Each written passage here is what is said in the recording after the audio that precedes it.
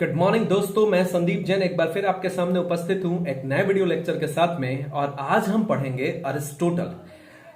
मैं बता दूं अरिस्टोटल जो है मैं क्या बोलूं इनके बारे में। एक्चुअली में he was really such a person for whom words are like less. We can't have like words to express his talent. We don't have words.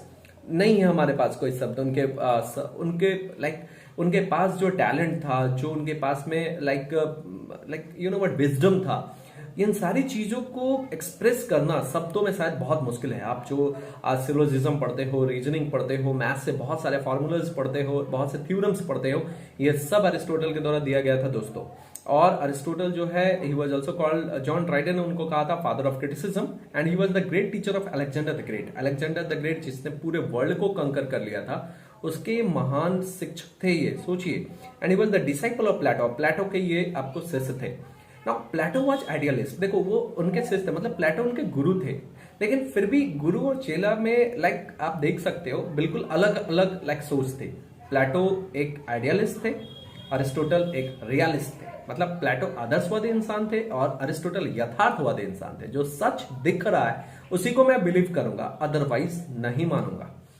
Aristotle was of the ideologist of Plato. He says that the rules developed in present society are contrary to the rules set out by our ancestors. वो कहते थे आज जो समाज में जो rules develop किया गया है ना, जो हमारे लाइक एंशिएंट सोसाइटी में था, आज एकदम अलग है। आप देख सकते हो हमारे पूर्वज जो बहुत से नियम कानून, बहुत से लाइक रस्म रिवाज फॉलो किया करते थे, आज के मॉडर्न सोसाइटी नहीं फॉलो करती है ना।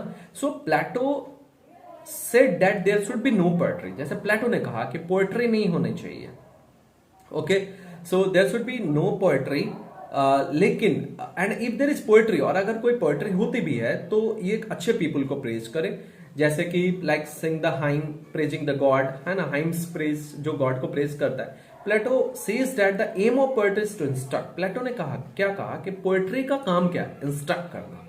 बट अरिस्टोटल ने ये कहते हैं but the first aim of poetry is to delight. Aristotle कहते हैं नहीं, पहले पोएट्री से हमें खुशी मिलती है, प्लेजर मिलता है, और बाद में लाइक हमें like you know what instruction मिलता है। पहले हम जब हम पोएट्रिक वर्ड को सुनते हैं तो हमें अच्छा लगता है सुनने में।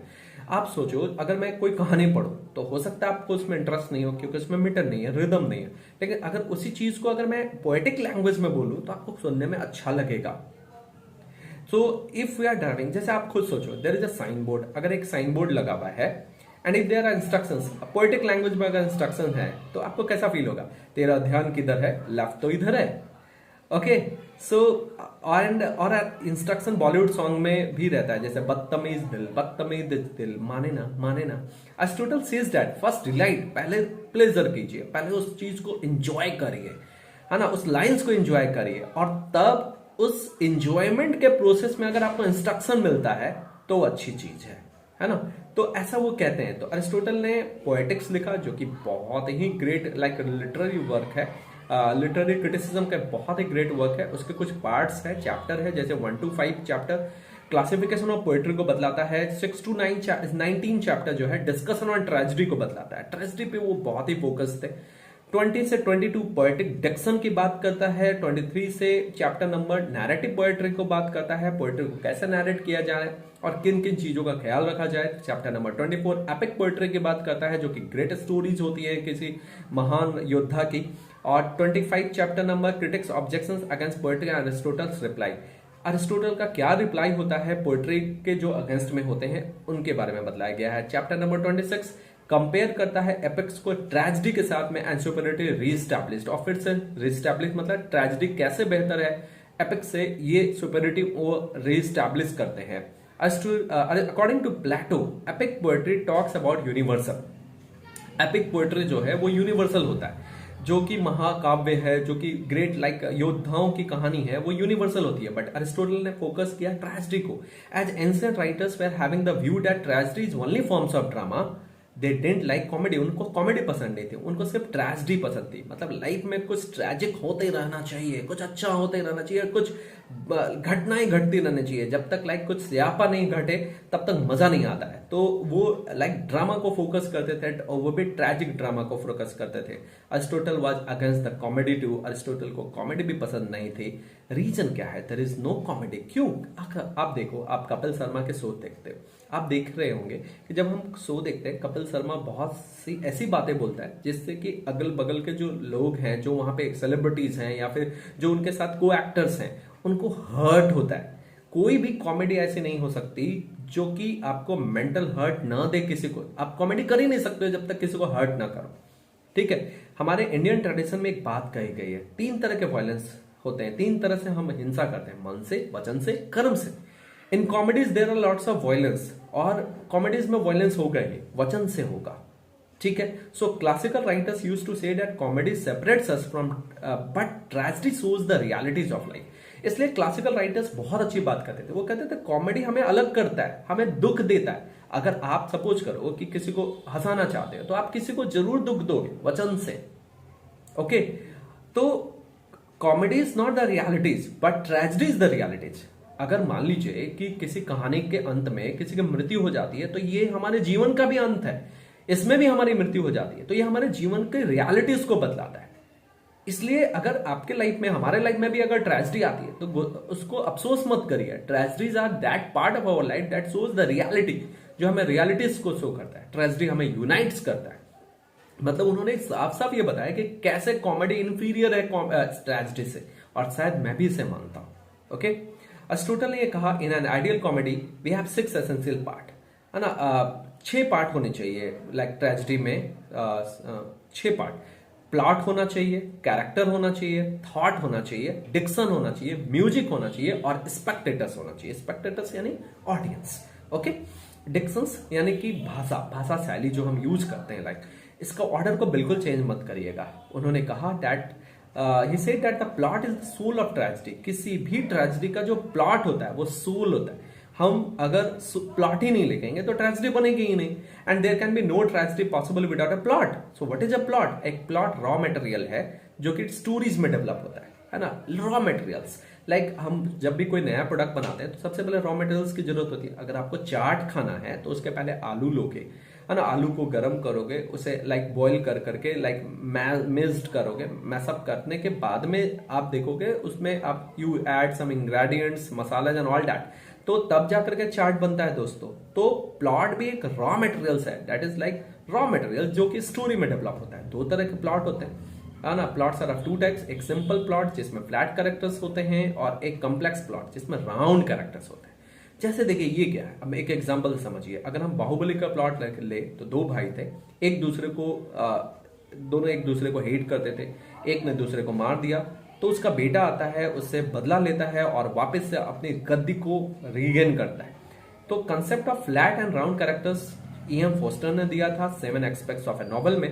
फ्लैट कैरेक्टर्स क्या होते हैं? Those who have been assigned a particular, जिसको एक रोल मिल गया और वो पूरे लास्ट तक वही रोल करते आ रहा है। जैसे महाभारत में Dhritarashtra, he was a like flat character. क्यों? क्योंकि वो एक ब्लाइंड व्यक्ति थे और वो कुछ कर ही नहीं सकते थे, ना कोई डिसीजन ले सकते थे, merely watching like the things जो घट रहा है बस घट जाने दो। लेकिन दुर्योधन एक राउंड कैरेक्टर्स था, शकुनी भी राउंड कैरेक्टर थे वो, क्योंकि वो कुछ गुड कभी अच्छा करते थे कभी बुरा करते थे।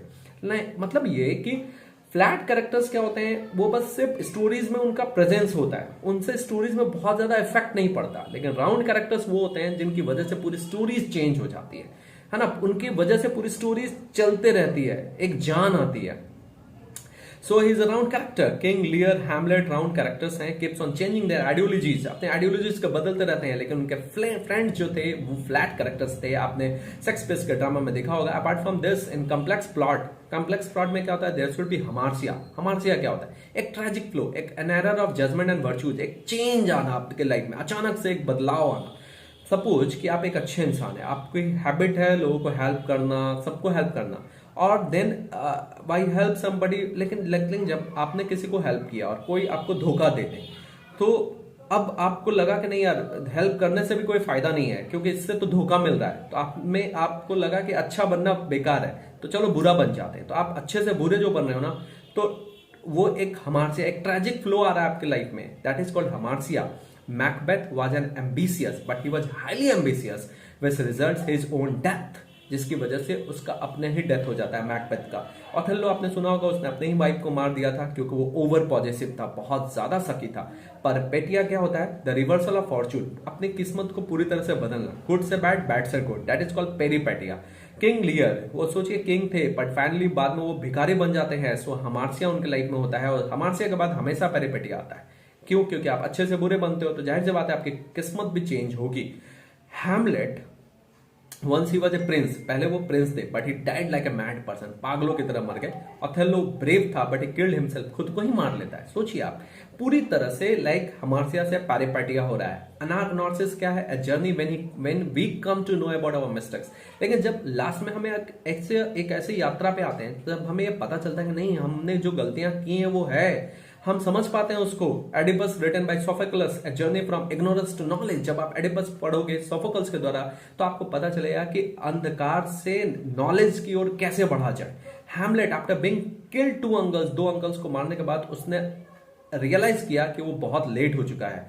ओथेलो आफ्टर किलिंग डेस्डेमोना को मारने के बाद उसे पता चलता है कि सच्चाई क्या है और अपने मिस्टेक्स को रियलाइज करता है। दोस्तों, तो आप देख रहे हो तीन जो टर्म है आपको यहाँ पे जो मैंने आपको बताया उसे आप ध्यान से समझिएगा। That is definitely that is the part of our life also, हमारे पार्ट का भी लाइफ है।